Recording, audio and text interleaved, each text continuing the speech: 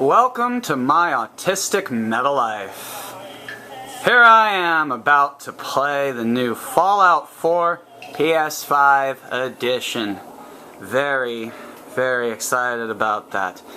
But I'm even more excited, more energetic, and more jazzed.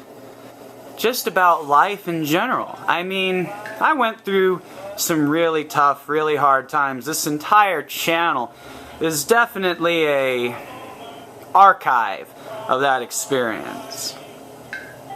But now, it feels like I've finally come out of the darkness and into the light. Just chilling, just feeling more peaceful than I have in literally years. Just feeling at home, just feeling wonderful, but also realizing that I can finally accept the truth about the world we inhabit, because eventually, when you've lived long enough on this strange, wondrous, and mystical planet, you'll start to experience a lot of things that we refer to as coincidences in the beginning. But as Angelica Houston said in Daddy Daycare, one's an anomaly. One, that's a coincidence. Three is something else. Or something like that. I can't remember her exact line. But it is essentially just that. No matter what, when you start having repeated deja vu-like experiences, it's both a sign that something's changing in the world around you, a la the Matrix, but it's also a wonderful synchronization to show you that you are communicating with nature, that you are partaking in the colors of the wind. And it's quite wonderful. It's incredible to realize that we really aren't alone. Like Ted said, you know, you're never alone when you're with Christ. But it's not just Christ, it's all of these wonderful spiritual beings and echoes of other times and wonderful feelings of love and joy.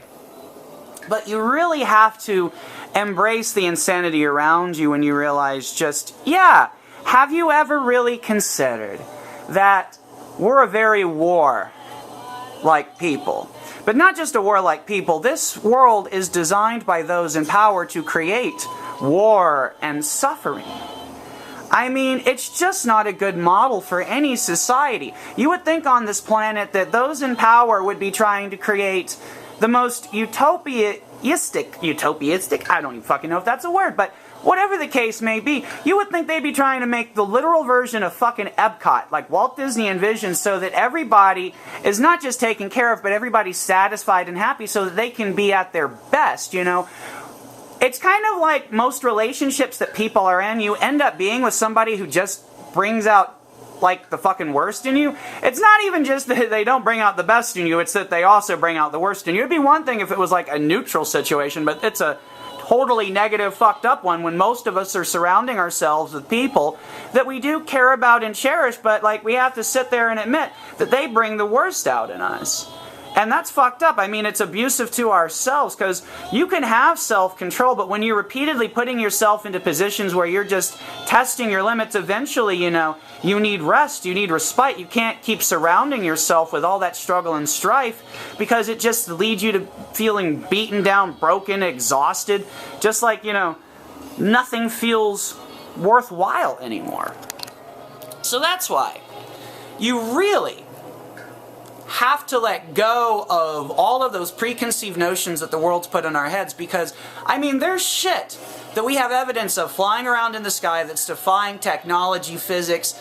It's defying technology by thousands of years. It's literally defying physics. So that means that the stuff that we've based our knowledge of life around is probably wrong, or at the very least, like Picard has always said, things are only impossible until they're not. You know, we think that there are so many impossibilities. We're really living in this incredible time where things that we once believed were science fiction or imagination are becoming a part of our reality.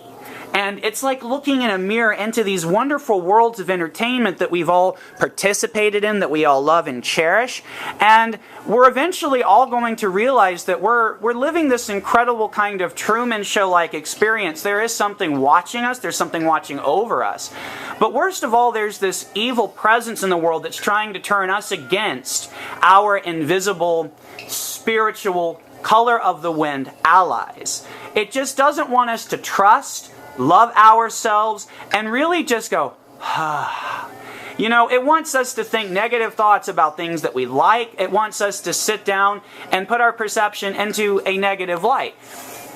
There's no reason that if you were a kid, for example, growing up loving Power Rangers, Care Bears, whatever the case may be, like you loved something when you were a little kid, now you're an adult. That thing should still bring the exact same level of joy. It's just there are all these ideas and there's all this swirling bullshit that's put into our heads to try to make us have a negative experience. And worst of all, we never really sit down and actually say, hang on, I loved this game when I was a kid, I loved this show when I was a kid. I don't think that it's outdated. I don't think that there's something wrong with this material like it didn't stand the test of time.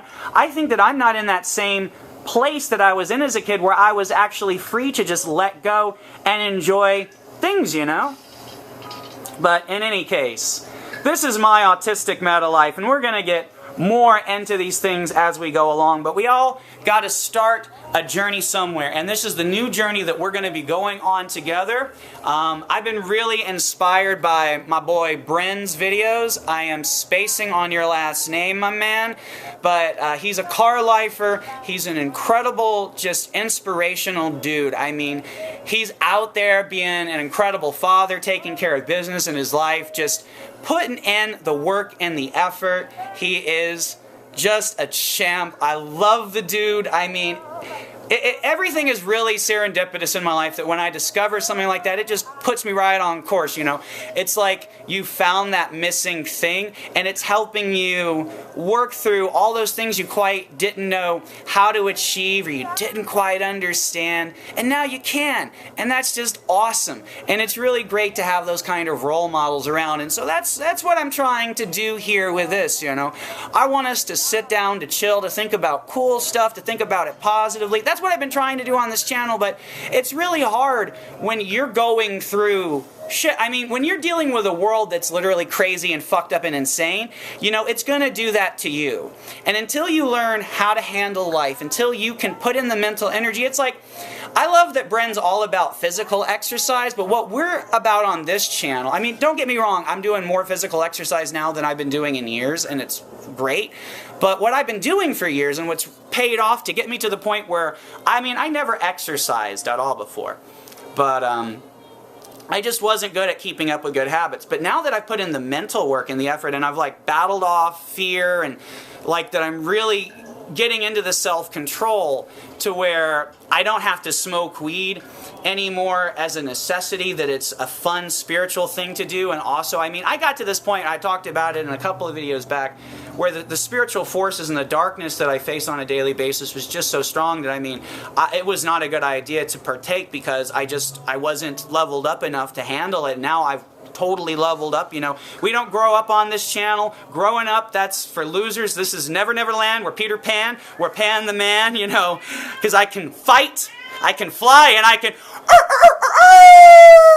crow. And of course, so can my wonderful little buddy Artui over there. Say hi, Tui.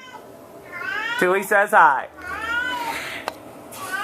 I love you guys. You're all my ohana. Remember, ohana means family, and family means no one gets left behind or forgotten. And if somebody's making you feel like you were left behind or forgotten about, then the fact of the matter is they're not your family. You don't have to hate them.